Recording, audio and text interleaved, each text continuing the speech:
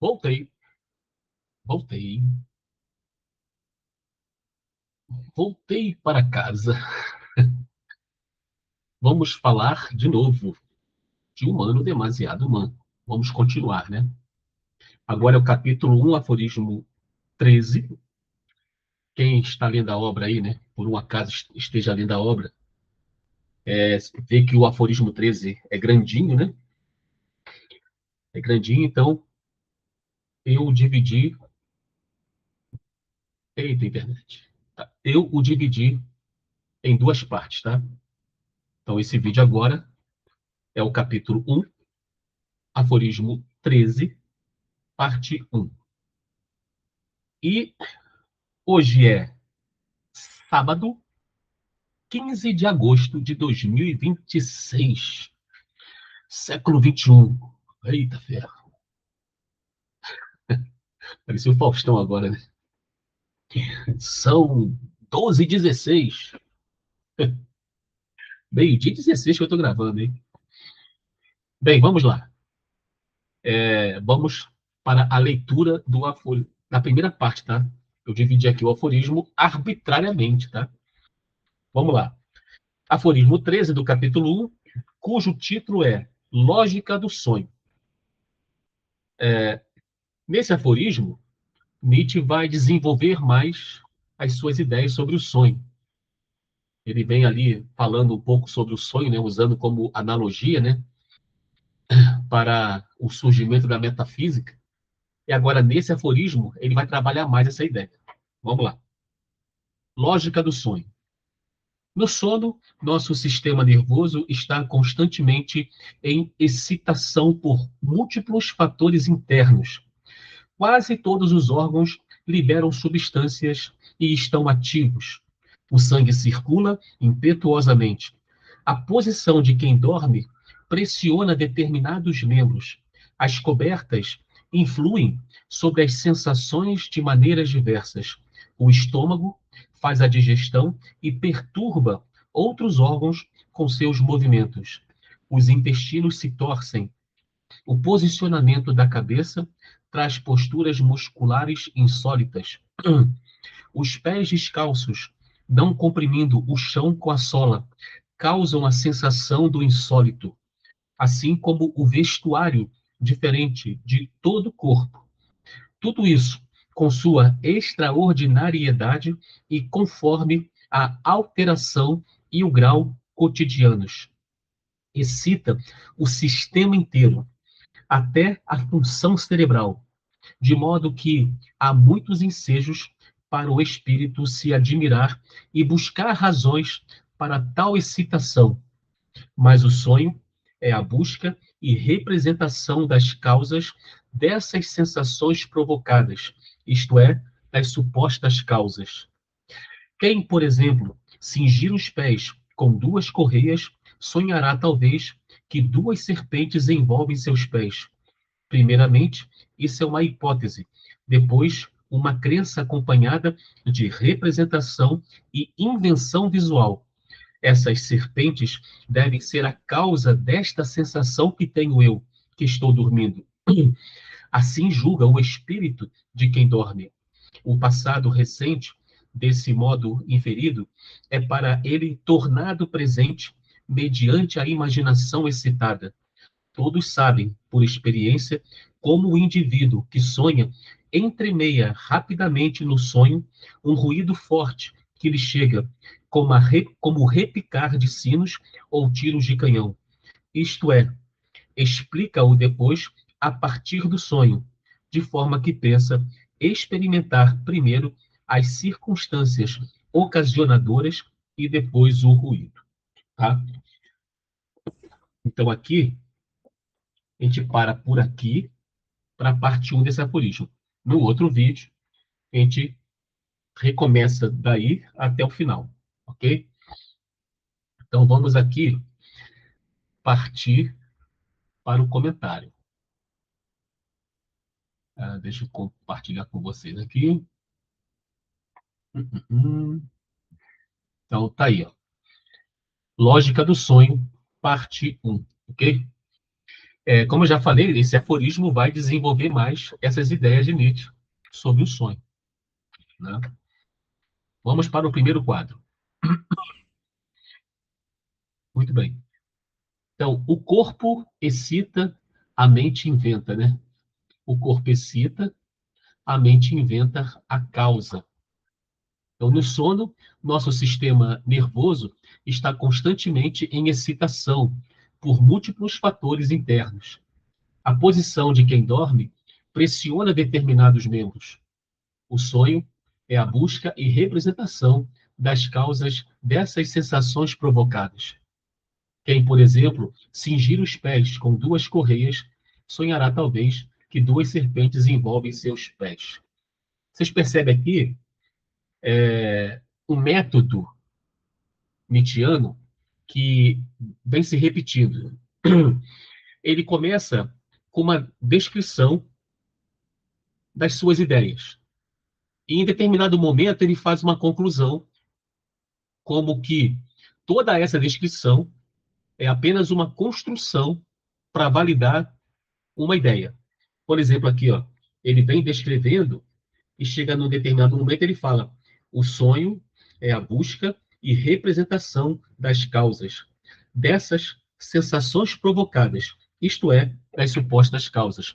Ou seja, ele tem essa conclusão e agora precisa desenvolver o raciocínio, o pensamento, para se alcançar essa conclusão.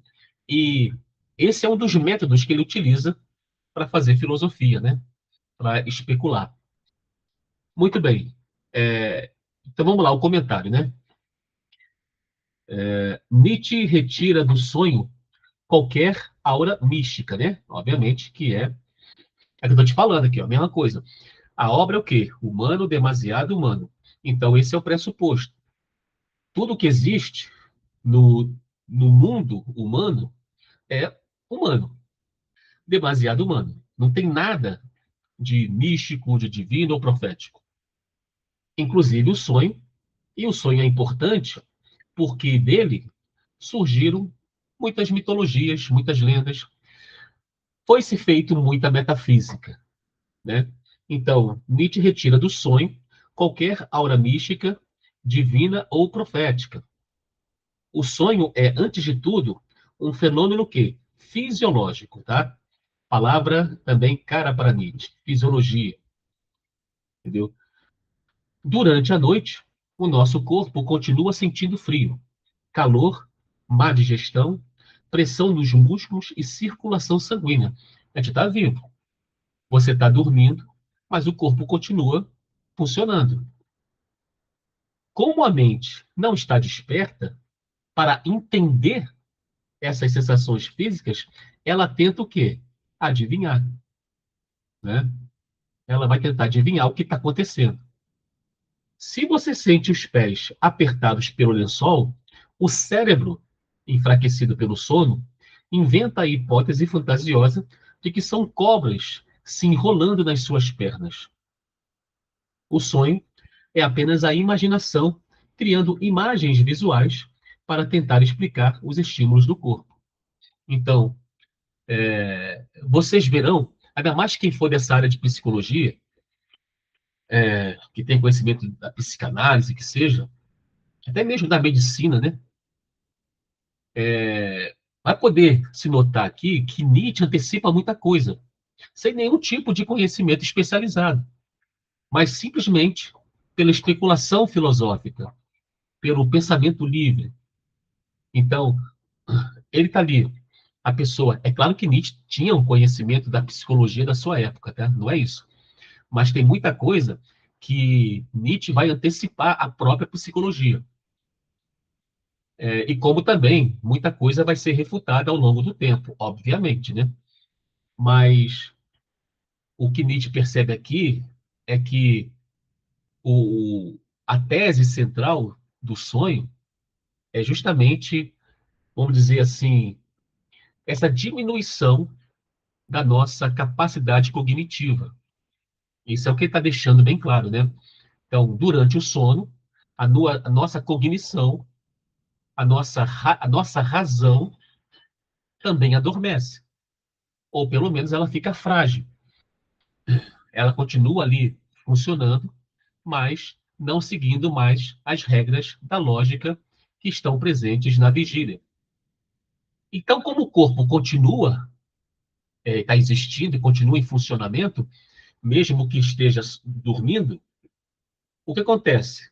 A razão vai tentar continuar entendendo o que está acontecendo. Né? Então, a nossa cognição vai continuar a tentar entender o que está acontecendo, só que agora sem o filtro da lógica. Então, a percepção do que está acontecendo durante o sono é completamente diferente do que está acontecendo na vigília. Então, isso é óbvio. Só que o óbvio, às vezes, não é muito explorado para nós podermos compreender coisas muito mais profundas, que é justamente a formação da cultura. Que vários elementos da cultura são criados a partir desse universo onírico. É o que Nietzsche está querendo dizer.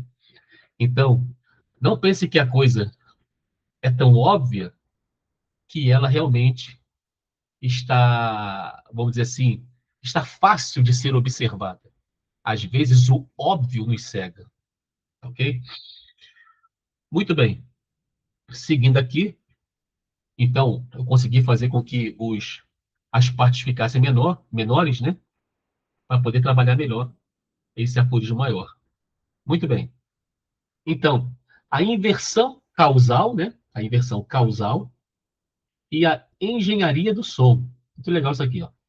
Ó, todos sabem por experiência como o indivíduo que sonha entremeia rapidamente no sonho um ruído forte que lhe chega, como o repicar de sinos ou tiros de canhão. Isto é, explica-o depois, a partir do sonho, de forma que pensa experimentar primeiro as circunstâncias ocasionadoras e depois o ruído. É interessante que, por exemplo, você está dormindo e está sonhando. Vamos dizer que começa a tocar o sino. Toca um sino na cidade, está tocando o sino, mas você está dormindo. Mas o cérebro está captando tudo. O que, que ele vai. Quando ele captar o som, ele vai trazer para o seu estado de sono. Então, a sua percepção, a sua razão, vamos dizer, diminuída, sem o filtro da lógica, como ela interpretará esse som?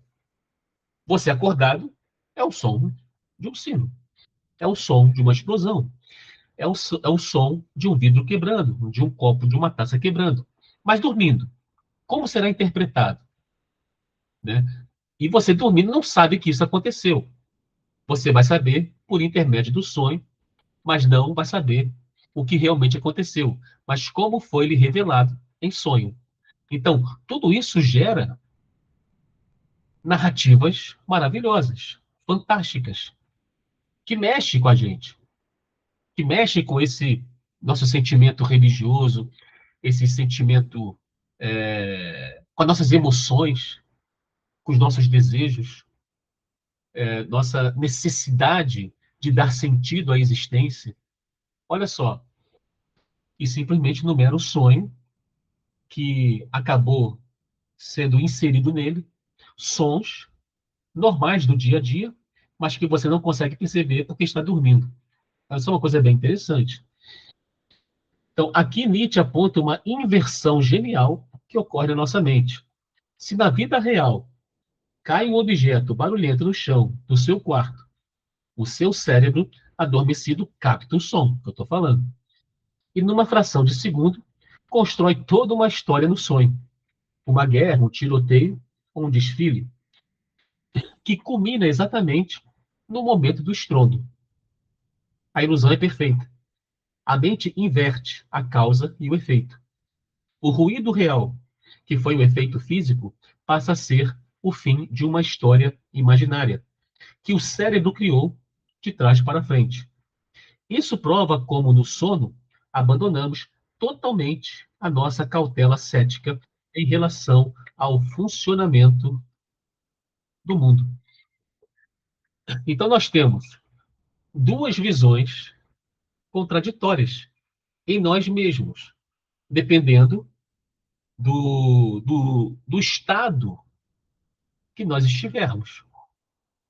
No estado onírico dos sonhos ou da vigília, do desperto. Né? E qualquer coisa, não é só o sono, o sonho que vai fazer isso, mas qualquer coisa.